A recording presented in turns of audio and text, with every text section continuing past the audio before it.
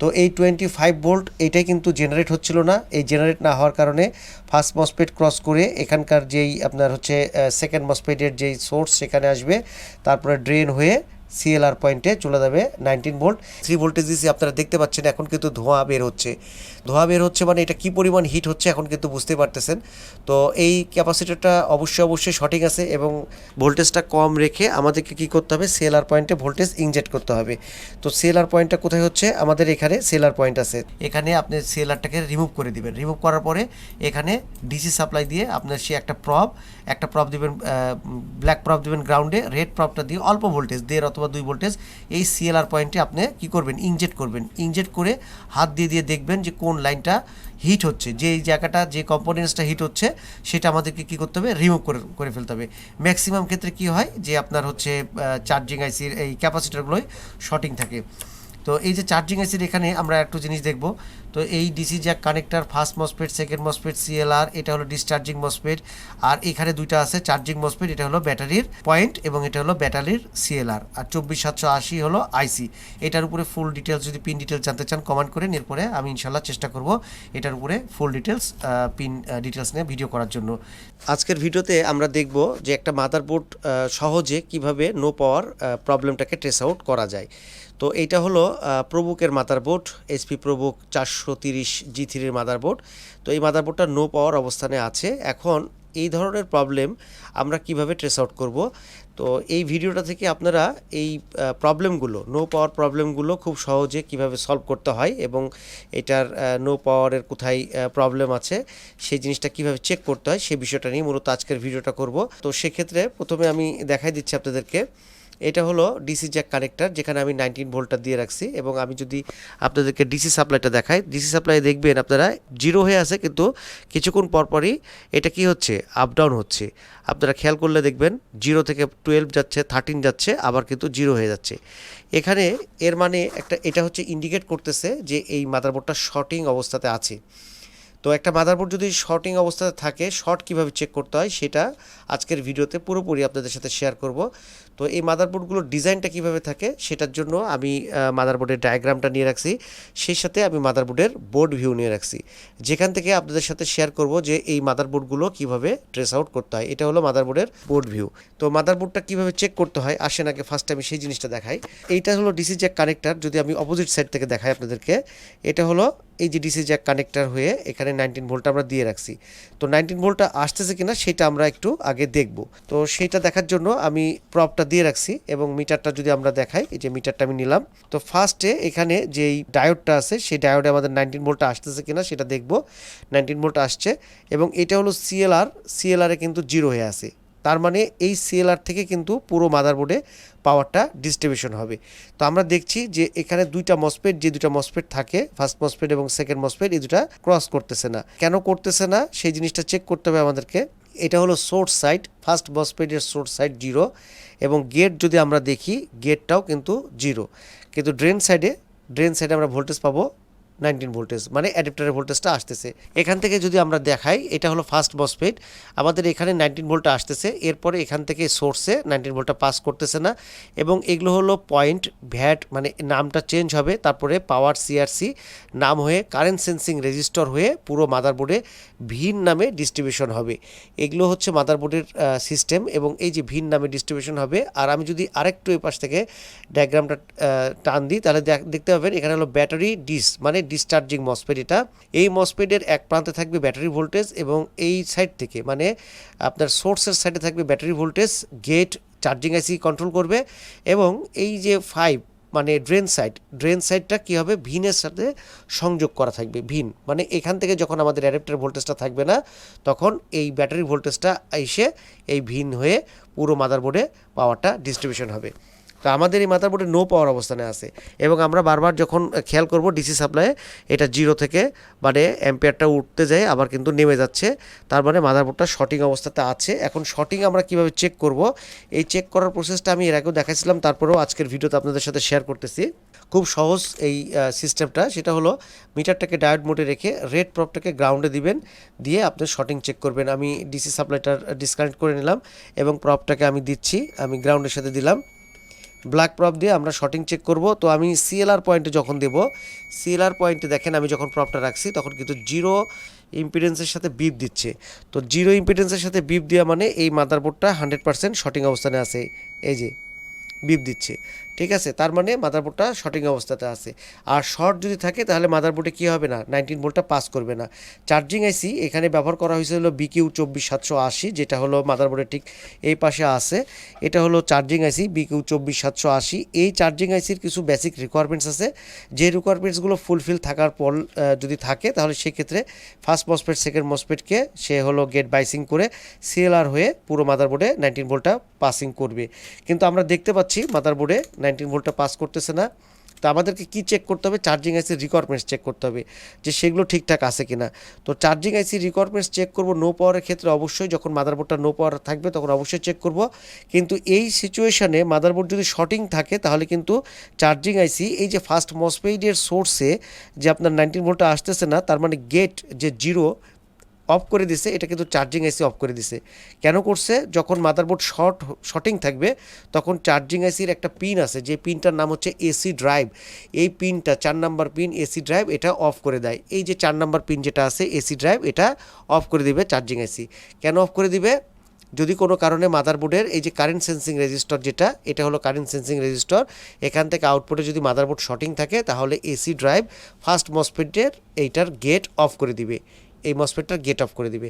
আমি এই পুরো সিস্টেমটা আমি কম্পিউটার থেকে আপনাদের সাথে শেয়ার করব। আগে আমি দেখাই দিই প্রত্যেকটা ইম্পিডেন্স, প্রত্যেকটা সেকশনের ইম্পিডেন্সগুলো আগে দেখব, যে আমাদের চিপসেট থেকে শুরু করে অন্যান্য সেকশনের র্যাম অথবা অন্যান্য জায়গার ইম্পিডেন্স কী অবস্থায় আছে।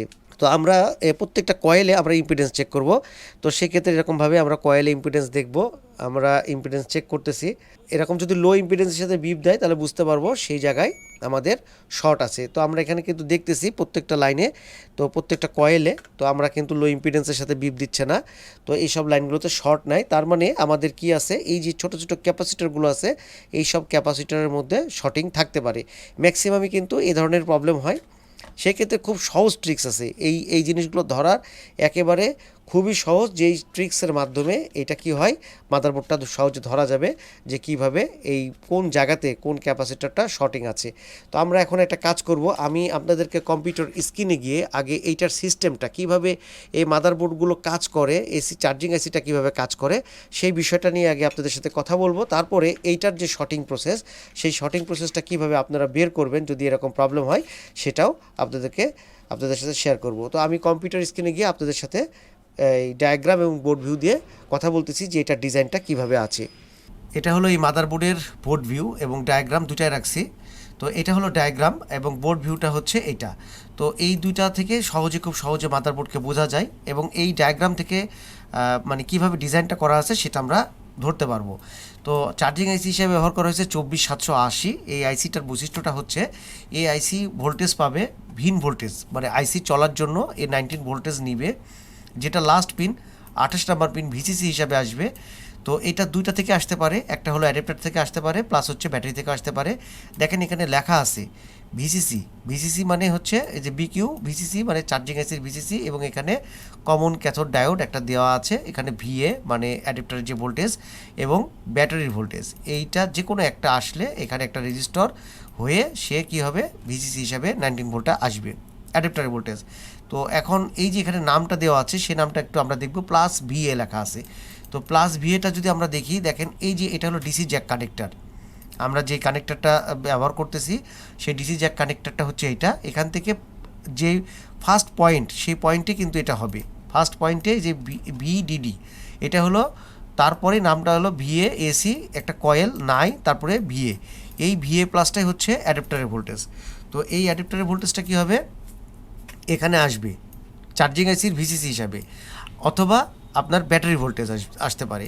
তো এইটা যদি আসে, এটা আসবে, এবং সেই সাথে কি হবে, এখানে দেখেন ভিএ প্লাস, এটা এসি ডিটেক্ট মানে হলো এই যেখানে একটা রেজিস্টর, এখানে একটা রেজিস্টর, তো দুইটা রেজিস্টর দিয়ে এটা কি হয়, এসি ডিটেক্ট মানে আপনার R1 R2 হিসাবে ভোল্টেজ ডিভাইডার ক্যালকুলেটার যদি আপনি করেন তাহলে এখানে দেখবেন 2.6 ভোল্ট হবে।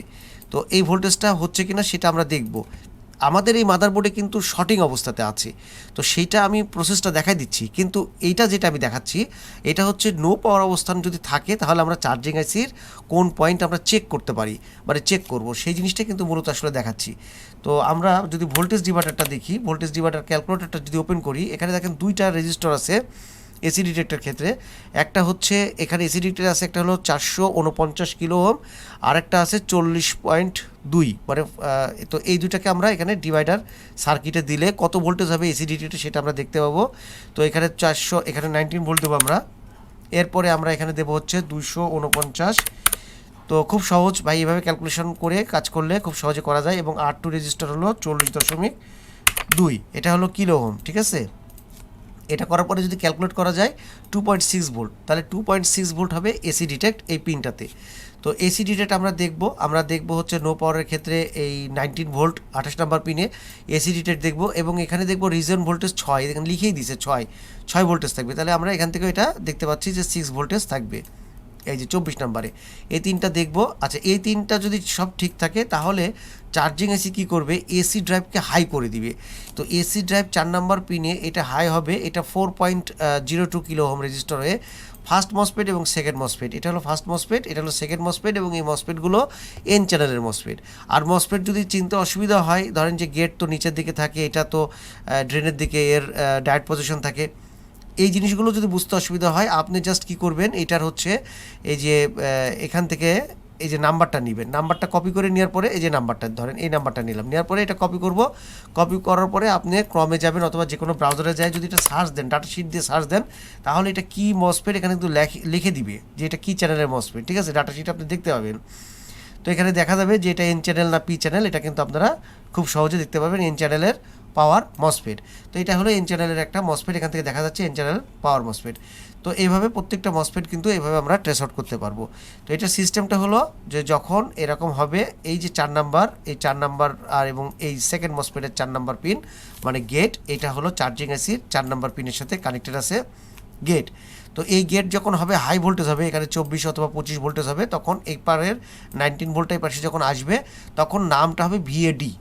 এটা হলো ভিএডিটা সেকেন্ড মসফেটের আগে তার পজিশন। এবং এই ভিএডিটা যদি আমরা 3 number pin, charging AC 3 number পিনটা যদি আমরা চেক করি, তাহলে আমরা দেখতে পাবো যে এখানে যে নামটা দেওয়া আছে দেখেন ভিএডি প্লাস ভ্যাট, এটা 4.02 কিলো ওহম রেজিস্টার হয়ে সিএমআরসি কমন সোর্সে এখানে চলে আসতেছে।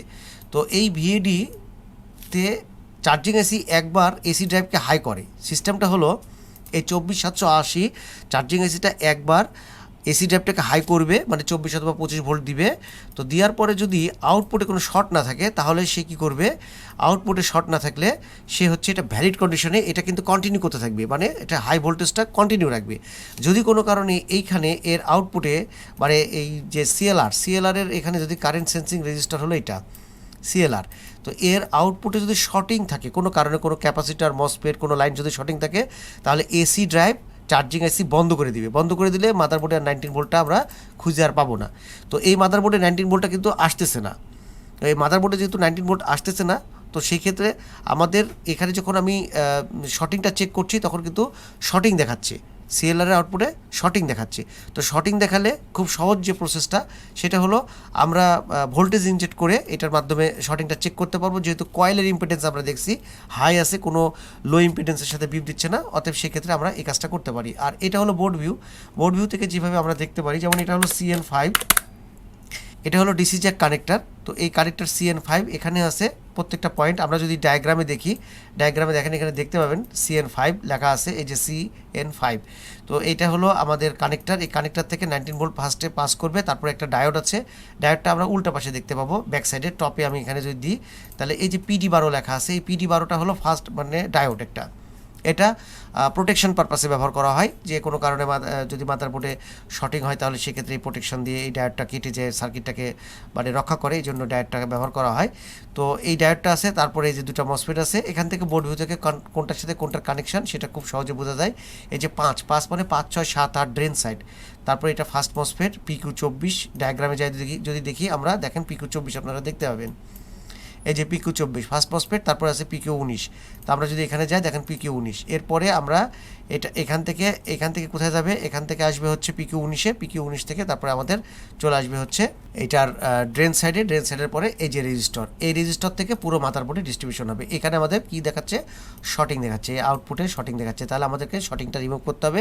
রিমুভিং প্রসেসটা হলো ডিসি সাপ্লাইয়ের থেকে আমরা ভোল্টেজটাকে কমাই নেব, 3 ভোল্ট অথবা 2.5 ভোল্ট নিয়ে এখানে আপনি সিএলআরটাকে রিমুভ করে দিবেন। রিমুভ করার পরে এখানে ডিসি সাপ্লাই দিয়ে আপনার সে একটা প্রব দিবেন, ব্ল্যাক প্রব দিবেন গ্রাউন্ডে, রেড প্রবটা দিয়ে অল্প ভোল্টেজ 1.5 অথবা 2 ভোল্টেজ এই সিএলআর পয়েন্টে আপনি কি করবেন, ইনজেক্ট করবেন। ইনজেক্ট করে হাত দিয়ে দেখবেন যে কোন লাইনটা হিট হচ্ছে, যে এই জায়গাটা যে কম্পোনেন্টসটা হিট হচ্ছে সেটা আমাদেরকে কী করতে হবে, রিমুভ করে ফেলতে হবে। ম্যাক্সিমাম ক্ষেত্রে কি হয় যে আপনার হচ্ছে চার্জিং আইসির এই ক্যাপাসিটারগুলোই শর্টিং থাকে। তো এই যে চার্জিং আইসির এখানে আমরা একটু জিনিস দেখব। তো এই DC Jack connector, first MOSFET, second MOSFET, CLR, এটা হলো ডিসচার্জিং মসফেট। আর এখানে দুইটা আছে চার্জিং মসফেট, এটা হলো ব্যাটারির পয়েন্ট এবং এটা হলো ব্যাটারির সিএলআর। আর 24780 হলো আইসি। এটার উপরে ফুল ডিটেলস, যদি পিন ডিটেলস জানতে চান কমেন্ট করেন, এরপরে আমি ইনশাল্লাহ চেষ্টা করব এটার উপরে ফুল ডিটেলস পিন ডিটেলস নিয়ে ভিডিও করার জন্য। এটা নর্মালি এই যে ডায়োড হয়ে ভোল্টেজ আসবে, তারপরে ভিসিসি আসবে, এসি ডিটেক্ট হবে, রিজন হবে, তারপরে এসি ড্রাইভ এটা হলো জেনারেট করবে দুটা মসফেটকে গেট বাইসিংয়ের জন্য। তো যেহেতু আউটপুটে শর্ট আছে সেহেতু চার্জিং আইসি এসি ড্রাইভটাকে বন্ধ করে দিছে, সেহেতু আমাদেরকে ঠিক এই প্রসেসে আমরা এখন কি করব, ভোল্টেজ ইনজেক্ট করে আমরা মাদারবোর্ডটাকে দেখব যে কোন জায়গায় কোন ক্যাপাসিটারে কোথায় শর্টিং আছে সেটা আমরা চেক করব। তো চেক করার পরে আমি মাদারবোর্ডটার অবস্থা রানিং কি হচ্ছে সেটা করার পরে আমি আপনাদের সাথে আবারও এই মাদারবোর্ডটার ভিডিওটা নিয়ে আসতেছি যে মাদারবোর্ডটা কী অবস্থানে শেষ পর্যন্ত হলো। তো সে পর্যন্ত আমাদের সাথে থাকবেন, ধন্যবাদ। এখন আমরা হচ্ছে মাদারবোর্ডটাকে কি করব, কাজ করব। তো কিভাবে করব, যেহেতু সিএলআর পয়েন্টে শর্টিং আছে, আউটপুটে শর্টিং আছে, তাহলে সেক্ষেত্রে আমাদের তো শর্টিং চেক করা শেষ। আর এখন যেহেতু আপনাদের সাথে শেয়ার করলাম যে ডিসি সাপ্লাইয়ে ভোল্টেজটা কম রেখে আমাদেরকে কি করতে হবে, সিএলআর পয়েন্টে ভোল্টেজ ইনজেক্ট করতে হবে। তো সিএলআর পয়েন্টটা কোথায় হচ্ছে, আমাদের এখানে সিএলআর পয়েন্ট আছে। তো সিএলআরটা কারেন্ট সেন্সিং রেজিস্টারটাকে আপনি রিমুভও রাখতে পারেন অথবা এখানে রেখে ডিসি সাপ্লাই থেকে কম ভোল্টেজ, আমি 2 ভোল্টেজের একটু বেশি রাখছি, রাখার পরে কি করতে হবে, এখানে ভোল্টেজটা আমাদেরকে ইনজেক্ট করতে হবে। তো আমরা যদি এখানে ইনজেক্ট করি, তো এখানে যদি কোনো কম্পোনেন্টস কি হয়, যদি শর্টিং থাকে তাহলে হিট হবে অথবা কি হবে আপনি দেখতে পাবেন। তো সেক্ষেত্রে আমি এখান থেকে এই ক্যাপাসিটারটা হিট হচ্ছে সেটা আমি দেখতে পাচ্ছিলাম। তো যার কারণে আমি আপনাদেরকে দেখানোর জন্য, দেখেন আমি যখন সিএলআর পয়েন্টে আমি যখন ভোল্টেজ ইনজেক্ট করব, খুব কম করে কিন্তু ভোল্টেজ ইনজেক্ট করতে হবে, বেশি করলে কিন্তু সার্কিটের ক্ষতি হয়ে যেতে পারে। তো এখান থেকে যখন আমি ইনজেক্ট করতেছি তখন দেখেন এখানে হিট হচ্ছে এবং ক্যাপাসিটারের পাশ দিয়ে এই পেস্টটা কি হচ্ছে, গলে যাচ্ছে আস্তে আস্তে। তার মানে এখানে হিটিং ইস্যু হচ্ছে, এখানে অনেক হিট হচ্ছে ক্যাপাসিটারটা। তো সেই ক্ষেত্রে এটা হচ্ছে ঠিক এই পয়েন্টে আছে। তো আমরা এখন কি করব, এই ক্যাপাসিটারটাকে রিমুভ করে দেখব যে আমাদের এখানে সিএলআরের সেই ইম্পিডেন্সটা, যেটা লো ইম্পিডেন্সের সাথে বিপ দিচ্ছিল, সেটা চলে যাচ্ছে কিনা। তো আমি মিটারটাকে আমি আরেকবার ডায়োড মোডে নিয়ে আমি মিটারটাকে ডায়োড মোডে রাখছি, রেড প্রবটাকে আমি গ্রাউন্ডে দেবো। গ্রাউন্ডে দিয়ে আমি এখন কি করব, আমি শর্টিংটা আবার দেখব যে শর্টিংটা আছে কিনা। দেখেন শর্টিং কিন্তু আছে মাদারবোর্ডে, ঠিক আছে। তো এইরকম কন্ডিশন হলে আমরা কি করব, প্রত্যেকটা ইম্পিডেন্স চেক করব। কোনো ইম্পিডেন্সে যদি মানে লো না থাকে, লো ইম্পিডেন্সের সাথে যদি বিপ না দেয়, তাহলে 19 ভোল্ট যদি শর্টিং হয়, তাহলে সেক্ষেত্রে আমরা ঠিক এই প্রসেসে আমরা কি করতে পারবো, এই জিনিসটাকে সলভ করতে পারবো। আর যদি কোনো কারণে আমাদের চার্জিং আইসির ব্যাপার হয়, চার্জিং আইসির যদি সমস্যা হয়, তাহলে চার্জিং আইসির রিকোয়ারমেন্টসগুলো চেক করতে হবে যে কোন কোন পিনে কত ভোল্টেজ আছে। তবে আমি বেসিক কনসেপ্ট আপনাদের সাথে শেয়ার করছি যে কিভাবে চার্জিং আইসিটা কাজ করে এবং কোন কোন পিন আমরা বেসিক চেক করব। তো তারপরেও এটার অনেকগুলো পিন আছে, এই 28টা পিন আছে। প্রত্যেকটা পিন নিয়ে যদি আপনারা জানতে চান অবশ্যই কমেন্ট করবেন। এরপরে ইনশাল্লাহ চেষ্টা করব চার্জিং আইসি 24780 পিন ডিটেলস নিয়ে আলোচনা করার জন্য। তো এখন আমি এই ক্যাপাসিটারটাকে রিমুভ করব। যে ক্যাপাসিটারটা আমরা দেখতে পাচ্ছি এটা হিটিং ইস্যু হচ্ছে, সেটা আমরা কি করব, এখন রিমুভ করব। রিমুভ করে আমরা দেখব, আমি যখনই ভোল্টেজ ইনজেক্ট করতেছি তখনই আমি যদি ভোল্টেজটাকে একটু বাড়িয়ে দিই আমি দেখব যে কী রেজাল্ট হয়। আমি 3 ভোল্ট দিয়ে রাখলাম। তো আপনারা যখন ভোল্টেজ ইনজেক্ট করবেন তখন অবশ্যই কিন্তু কী করবেন, কম ভোল্টেজ কোনো অবস্থাতে বেশি করবেন না, বেশি করলে কিন্তু সার্কিট ক্ষতি হয়ে যেতে পারে। তো আমি যখন এখানে একটু ভোল্টেজটা 3 ভোল্টেজ দিয়েছি, আপনারা দেখতে পাচ্ছেন এখন কিন্তু ধোঁয়া বের হচ্ছে, মানে এটা কী পরিমাণ হিট হচ্ছে এখন কিন্তু বুঝতে পারতেছেন। তো এই ক্যাপাসিটারটা অবশ্যই সঠিক আছে এবং আমার যতটুকু বিশ্বাস যে এই ক্যাপাসিটারটা সঠিক থাকার কারণে মাদারবোর্ডটা নো পাওয়ার অবস্থানে আছে এবং এটাকে যদি রিমুভ করে দিই তাহলেই আশা করি এই মাদারবোর্ডটা প্রবলেমটা সলভ হয়ে যাবে। তো আমি এখন কাজ করব, আমি এখন এইটাকে রিমুভ করব। রিমুভ করার পরে কী রেজাল্ট হচ্ছে সেটা আপনাদের সাথে আবারও শেয়ার করতেছি। তো সেই পর্যন্ত আমাদের সাথে থাকবেন। মাদারবোর্ডের কাজ করা হয়ে গেছে, এখন আমরা দেখব কী রেজাল্ট হয়। তো আমরা এখন ডিসি জ্যাকে এই কানেক্টারটা আমি ডিসি কানেক্টারে আমি হচ্ছে অ্যাডাপ্টারটা দেবো। তো অ্যাডাপ্টারটা দেওয়া মাত্রই আমরা দেখব যে কত আসতেছে অ্যাম্পিয়ার। তো অ্যাম্পিয়ার আমরা দেখলাম যে 28, 30 এবং লাস্টে 10, 12 পর্যন্ত চলে আসবে। তো যাই হোক, আমি এখানে দেখব যে আমাদের যেই সিএলআর পয়েন্টে সেখানে ভোল্টেজ আসতেছে কিনা এবং ল্যাপটপটা অন হচ্ছে কিনা সেটাও আমরা চেক করব। আমি প্রপটাকে কি করছি, গ্রাউন্ডে দিয়ে রাখছি ব্ল্যাক প্রপটাকে। আগে আমি রেড প্রপ দিয়ে আমি ভোল্টেজটা চেক করব যে আমাদের যেখানে ভোল্টেজটা আসতেছিল না সেখানে এখন ভোল্টেজটা আসতেছে কিনা। তো আপনারা দেখতেছেন যে এখন হচ্ছে যে ফার্স্ট মসফেট সেটার সোর্সে কিন্তু আমাদের কি 19 ভোল্টটা চলে আসছে। এবং এটা যদি আমরা গেট দেখি, গেট কিন্তু হাই হবে, কারণ হচ্ছে এসি ড্রাইভ ফার্স্ট মসফেটের যে গেট সেটা এসি ড্রাইভ হবে 25 ভোল্ট। তো এই 25 ভোল্ট এইটাই কিন্তু জেনারেট হচ্ছিল না। এই জেনারেট না হওয়ার কারণে ফার্স্ট মসফেট ক্রস করে এখানকার যেই আপনার হচ্ছে সেকেন্ড মসফেটের যেই সোর্স সেখানে আসবে, তারপরে ড্রেন হয়ে সিএলআর পয়েন্টে চলে যাবে 19 ভোল্ট এবং এই 19 ভোল্টে পুরো মাদারবোর্ডে ডিস্ট্রিবিউশন হবে। এখন আমাদের এই মাদারবোর্ডে মাদারবোর্ডটা অন হচ্ছে কিনা সেটাও আমরা চেক করব। তো আমাদের যে অ্যাম্পিয়ার ডিসি অ্যাম্পিয়ারটা হচ্ছে এখন উঠে আছে 12। তো আমরা সুইচ করব, সুইচ করে আমরা দেখব যে মাদারবোর্ডটা অন হচ্ছে কিনা। তো এখন আমরা যা সুইচ করলাম, সুইচ করা মাত্র পাওয়ার চলে আসছে এবং এখানে আমরা যদি দেখি আমাদের অ্যাম্পিয়ারটা দেখেন 300, 400, 350 উঠে যাচ্ছে। তো সব কিছু ঠিকঠাক আছে, এখন কিন্তু পাওয়ারটা একদম রানিং অবস্থাতে আছে। আমরা যদি বিভিন্ন সেকশনের ভোল্টেজগুলো চেক করি তাহলে ভোল্টেজগুলো আমরা দেখতে পাবো। ভোল্টেজগুলো একটু দেখাই যে ভোল্টেজ কি আসতেছে। এখানে 1.3 ভোল্টেজ আসতেছে, 35। আমি আবারও এখানে দিলাম 1.35 ভোল্টেজ। এরকম প্রত্যেকটা সেকশনে এখন সেকশন ওয়াইজ ভোল্টেজ এটা আসবে।